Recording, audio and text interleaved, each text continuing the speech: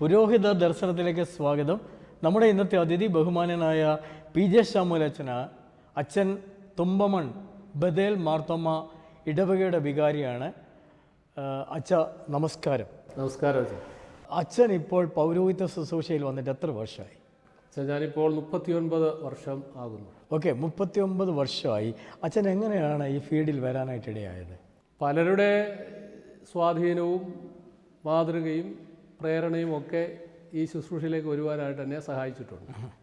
അതെൻ്റെ മാതാപിതാക്കൾ, എൻ്റെ കുടുംബാംഗങ്ങൾ, എൻ്റെ സൺഡേ സ്കൂൾ അധ്യാപകർ, എൻ്റെ ഇടവകയിൽ ശുശ്രൂഷ ചെയ്തതായ വികാരിയച്ഛന്മാർ, അങ്ങനെ ഏതെങ്കിലും ഒന്നല്ല പലരുടെ സഹകരണവും സഹായവും ഒക്കെയാണ്. ഓക്കെ, അച്ഛൻ്റെ പള്ളിയിലിരുന്ന അച്ഛന്മാരുടെ സ്വാധീനം ഉണ്ടായിരുന്നു. അന്ന് ചെറുപ്പം മുതലേ അച്ഛനെ സ്വാധീനിച്ച ഓർമ്മയിൽ തങ്ങി നിൽക്കുന്ന ഒരു വികാരിയച്ഛൻ ആരായിരുന്നു? എൻ്റെ ഓർമ്മയിൽ തങ്ങി നിൽക്കുന്ന വികാരിയച്ഛന്മാർ പലരുണ്ട്. അതിൽ ഒന്ന്, എൻ്റെ ഓർമ്മ ഉള്ള നാളുകളിൽ ഞങ്ങളുടെ ഇടവകയിൽ ശുശ്രൂഷ ചെയ്തതായ വടശ്ശേരിക്കര TM തോമസ് അച്ഛനെ എൻ്റെ ഓർമ്മയിലുണ്ട്.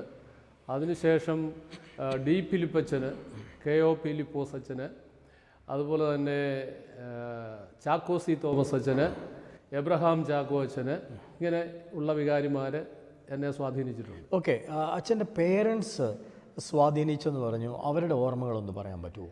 എൻ്റെ മാതാപിതാക്കൾ അവർ വളരെയധികം ക്രിസ്തീയ മൂല്യബോധത്തോടെയൊക്കെ ജീവിച്ചവരാണ്. പ്രത്യേകിച്ച് പ്രാർത്ഥനാ ജീവിതത്തിലും ആരാധനാ ജീവിതത്തിലും അവർ സാധാരണക്കാരായിട്ടുള്ള ആളുകളായിരുന്നു. എന്നാൽ പ്രാർത്ഥനാ കാര്യങ്ങളിലും ആരാധനാ കാര്യങ്ങളിലും അതുപോലെ തന്നെ സഭാ കാര്യങ്ങളിലുമൊക്കെ അവർ അവരുടെ പരിമിതിയിൽ നിന്നുകൊണ്ട് വളരെയധികം എന്നെ സ്വാധീനിച്ചിട്ടുള്ള വ്യക്തിത്വങ്ങളാണ്. ഈ അധ്യാപകർ, സൺഡേ സ്കൂൾ അധ്യാപകർ അച്ഛനെ സ്വാധീനിച്ചിട്ടുണ്ട്. ആ സൺഡേ സ്കൂളിലെ അധ്യാപകർ ആരൊക്കെയായിരുന്നു എന്ന് വെച്ചാൽ ആ കാലഘട്ടത്തെ ഒന്ന് അനുസ്മരിക്കാൻ പറ്റുമോ? ഞങ്ങളുടെ ഇടവകയിൽ വളരെ സജീവമായിട്ടുള്ള ഒരു സൺഡേ സ്കൂൾ ഉണ്ടായിരുന്നു. ഏതാണ്ട് ഞാൻ പഠിക്കുന്ന കാലത്ത് 100-ലധികം വിദ്യാർത്ഥികളുള്ളതായ ഒരു സൺഡേ സ്കൂളാണ്. ഞങ്ങളെ ആ സൺഡേ സ്കൂൾ ഏറെ സ്വാധീനിച്ചിട്ടുള്ള സൺഡേ സ്കൂളിന് ശേഷം ഒരു ബാലജന സഖ്യമുണ്ടായിരുന്നു. അപ്പോൾ ബാലജന സഖ്യത്തിൽ കുട്ടികൾക്ക് അവരുടേതായിട്ടുള്ള വിവിധമായിട്ടുള്ള കലാ കഴിവുകളൊക്കെ പ്രദർശിപ്പിക്കാൻ, പ്രത്യേകിച്ച് കഥ പറയാൻ, പാടുന്നതിന്, ഏതെങ്കിലും വിഷയത്തെ അധികരിച്ച് പ്രസംഗിക്കുന്നതിന്, ഇങ്ങനെയൊക്കെ ഉള്ളതായ അവസരങ്ങളൊക്കെ ലഭിച്ചിട്ടുണ്ട്. അപ്പോൾ അങ്ങനെയുള്ളതായ ആ വേദിയിലൂടെയൊക്കെ ഞങ്ങൾക്ക് ഞങ്ങളുടെ ആളത്വത്തെയും ഒക്കെ വളർത്തിയെടുക്കുവാനായിട്ട് സാധിച്ചിട്ടുണ്ട്. അപ്പോൾ തന്നെ എന്നെ സ്വാധീനം ചെലുത്തിയതായിട്ടുള്ള എൻ്റെ സൺഡേ സ്കൂൾ അധ്യാപകരിൽ പ്രധാനപ്പെട്ട ഒരാളാണ് TV സാമുവൽ തനയംപ്ലാക്കിൽ എന്ന് പറയുന്നതായിട്ടുള്ള. പിന്നെ ഒരു എബ്രഹാം തോമസ് ഉണ്ട്, വേറെ ഒരു NE മാത്യു ഉണ്ട്. ഇവരൊക്കെ വളരെയധികം ആത്മാർത്ഥമായി ഞങ്ങളെ സൺഡേ സ്കൂളിൽ പഠിപ്പിച്ചവരും വളരെ സമർപ്പിതരായിട്ടുള്ള അധ്യാപകരുമായി. ഓക്കെ അച്ഛ, നമ്മുടെ ഇന്നത്തെ ഒരു കാലഘട്ടത്തിൽ ഞാനുമൊക്കെ വളർന്നു വന്നത് ബാലസമാജം, ബാലസഖ്യം, ബാലസമാജമാണ്. അതിൽ കൂടെയാണ് വളർന്നത്. ഇന്നത്തെ ഒരു കാലഘട്ടത്തിൽ അത്രയും ടൈം എടുത്ത് ചെയ്യാനായിട്ട് നമുക്ക് കഴിയുന്നില്ല. കുട്ടികൾ അത്രയും പ്രയോജനപ്പെടുത്തുന്നുമില്ല. എന്താ അങ്ങനെ ഒരു സാഹചര്യത്തിൽ നമ്മൾ ചെയ്യേണ്ടതായിട്ടുള്ളത്? അച്ഛൻ്റെ അനുഭവത്തിൽ നിന്ന് പറയാനായിട്ടാണ് ഞാൻ ചോദിക്കുന്നത്. ഇന്നത്തെ ഒരു കാലഘട്ടത്തിൽ കുട്ടികളുടെ താല്പര്യങ്ങളും ലക്ഷ്യങ്ങളും ഒക്കെ വ്യത്യസ്തമാണ്, മാറിയിട്ടുണ്ട്. അപ്പോൾ അവർക്ക് ആ ഒരു മെറ്റീരിയൽ ഗെയിൻ നേടാനുള്ളത് അങ്ങനെയുള്ള ഒരു താല്പര്യത്തോടു കൂടിയൊക്കെ കുട്ടികൾ പോകുന്നുണ്ട്. അപ്പോൾ ഇങ്ങനെയുള്ളതായ കാര്യങ്ങളൊന്നും ഒരുപക്ഷെ അധികം ശ്രദ്ധിക്കാനോ അല്ലെങ്കിൽ അവരെ അധികം പ്രോത്സാഹിപ്പിക്കാനോ ഇന്ന് ആളുകളില്ല, അധ്യാപകരില്ല, അല്ലെങ്കിൽ അതിനുള്ളതായ താല്പര്യവും കുറഞ്ഞു വരുന്നു എന്നുള്ളത് സത്യമാണ്. രണ്ട് കാര്യങ്ങളാണ്. ഒന്ന്, സമയം ഇല്ലെന്നും പറഞ്ഞാണ് അതെല്ലാം മാറ്റിവെക്കുന്നത്. നമ്മളൊക്കെ വളർന്നു വന്നത്, പ്രസംഗിക്കാൻ വളർന്നതും ഈ ബാലസമാജത്തിൽ കൂടെയായിരുന്നു. അച്ഛൻ കവിത എഴുതാറുണ്ടല്ലോ, സാഹിത്യം. അതൊരു പ്രചോദനമായി അച്ഛൻ്റെ ജീവിതത്തിൽ പത്രീഭവിച്ചത് ഇതുപോലുള്ള സമാജങ്ങളിൽ കൂടെ എഴുതി വായിച്ചത് കൊണ്ടല്ലേ എന്ന് ഞാൻ ചോദിക്കുകയാണ്. എൻ്റെ ചെറുപ്പകാലത്തൊന്നും ഞാൻ അങ്ങനെ കവിതയൊന്നും എഴുതിയിട്ടില്ല. എന്നാൽ യഥാർത്ഥത്തിൽ അങ്ങനെയുള്ളതായ ഒരു ചിന്ത ചിലപ്പോഴൊക്കെ കുറിക്കാറുണ്ടെന്ന് വന്നാൽ അത് ആദ്യകാലങ്ങളൊന്നും പ്രസിദ്ധീകരിച്ചിട്ടൊന്നുമില്ല. പിന്നീട് ഞാൻ സെമിനാരിയിൽ പഠിക്കുന്ന കാലത്ത് സെമിനാരിയുടെ ചില പ്രത്യേക ദിനങ്ങളിൽ സെമിനാരിയുടെ മാഗസിനിലെ, സെമിനാരി ദിനത്തിൽ, ഓണാഘോഷത്തിൽ, ക്രിസ്മസ് ആഘോഷത്തിൽ ഇങ്ങനെയൊക്കെ വരുമ്പോൾ പരിപാടികൾ ഉള്ളപ്പോൾ ചില വരികളൊക്കെ എഴുതിയിട്ടുണ്ട്, അവതരിപ്പിച്ചിട്ടുണ്ട്. അതിനെ പ്രത്യേകിച്ച് എന്നെ പ്രോത്സാഹിപ്പിച്ചത് അന്ന് പ്രിൻസിപ്പളായിരുന്നതായിട്ട് ഡോക്ടർ MJ ജോസഫ് അച്ഛനാണ്.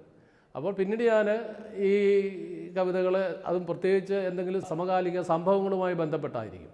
സമൂഹത്തിൽ സംഭവിക്കുന്ന ഏതെങ്കിലും ഒരു ആനുകാലിക വിഷയവുമായിട്ട് ബന്ധപ്പെട്ടൊക്കെയാണ് ഞാൻ പലപ്പോഴും എഴുതിയിട്ടുള്ളത്.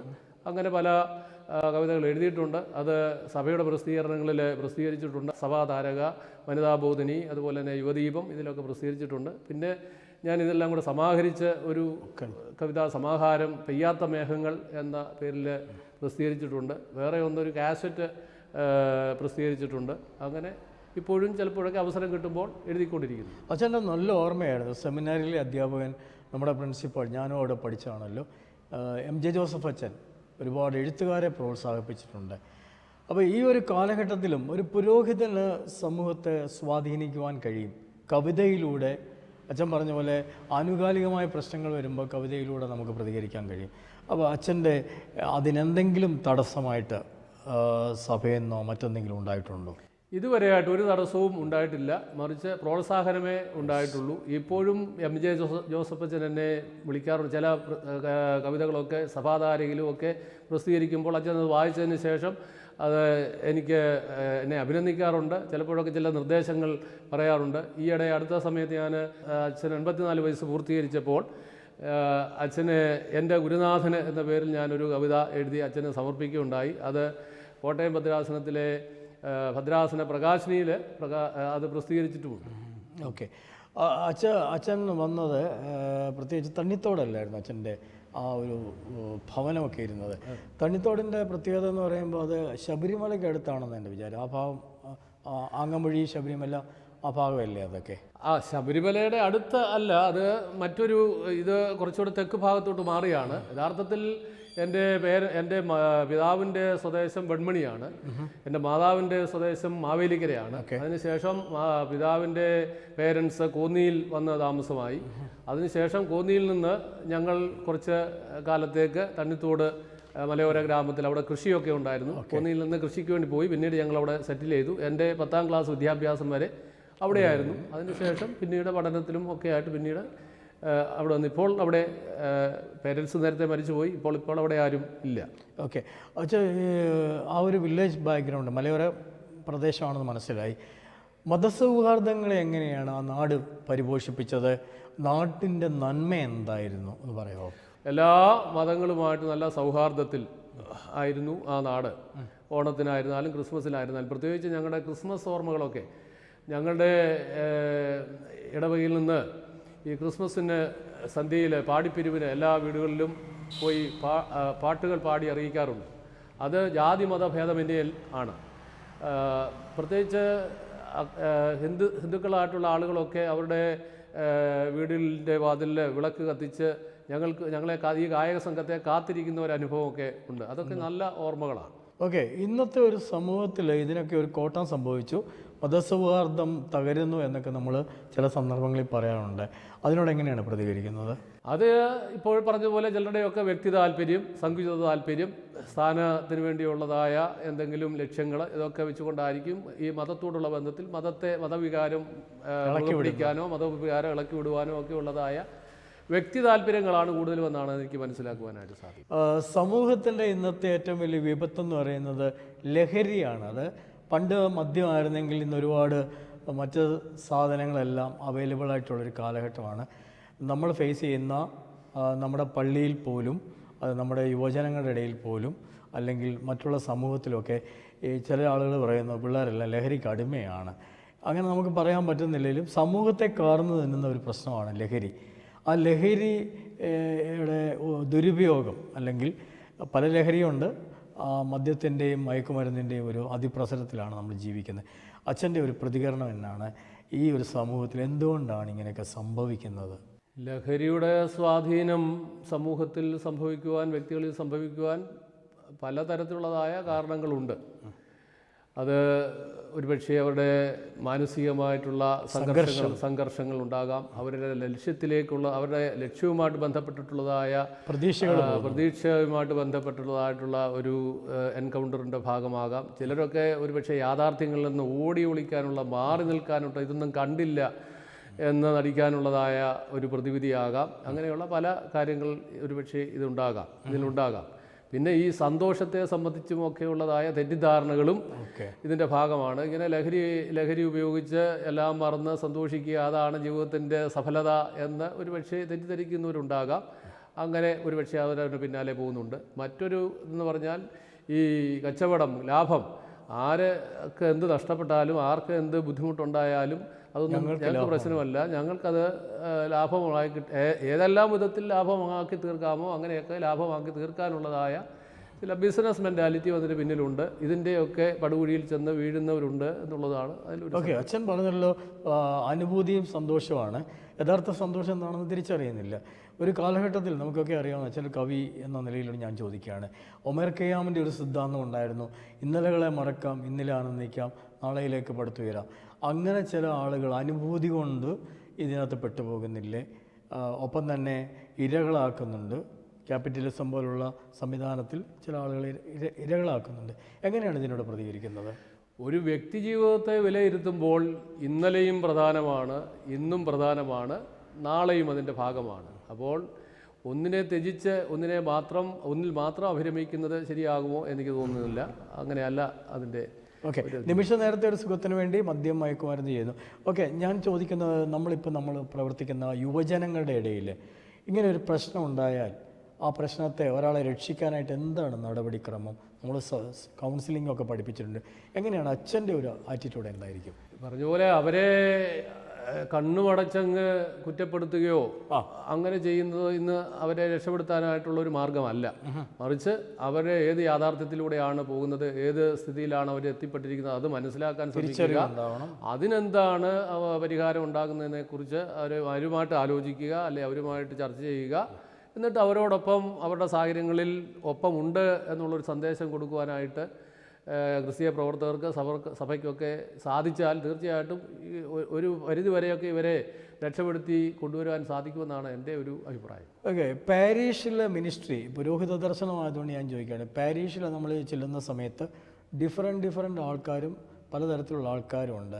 ഈ പറഞ്ഞ പോലെ മദ്യപാനികളുണ്ടാകാം, രോഗികളുണ്ടാവാം, മയക്കുമരുന്നിന് ചില ആളുകളൊക്കെ ഉണ്ടാവാം, സ്വാഭാവികമായിട്ടും ഒരു ചെറിയ ആളുകളെങ്കിലും ഉണ്ടാവാം. അവരോടൊക്കെ നമ്മുടെ സമീപനം എന്തായിരിക്കണം? എങ്ങനെയാണ് അവരെയൊക്കെ ഒന്ന് രക്ഷിക്കാൻ കഴിയുന്നത്?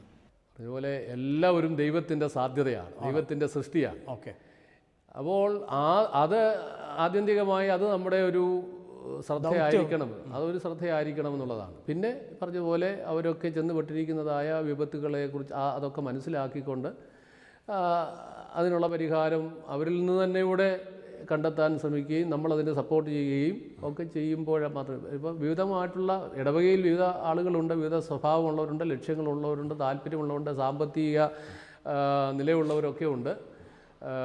അവരുടെയെല്ലാം സ്നേഹിതരായിട്ട് ഒക്കെ നമ്മൾ ക്രിസ്തീയ പ്രവർത്തകർ അവരോടൊപ്പം ചേരുക എന്നുള്ളതാണ് പ്രധാനപ്പെട്ട കാര്യം. ഓക്കെ, ഒരു പുരോഹിതൻ പാലം പണിയുന്നവനാണ്. ഞാൻ പറയാറുണ്ട്, പുരോഹിതൻ പാലം പണിയുന്നവനാണ്.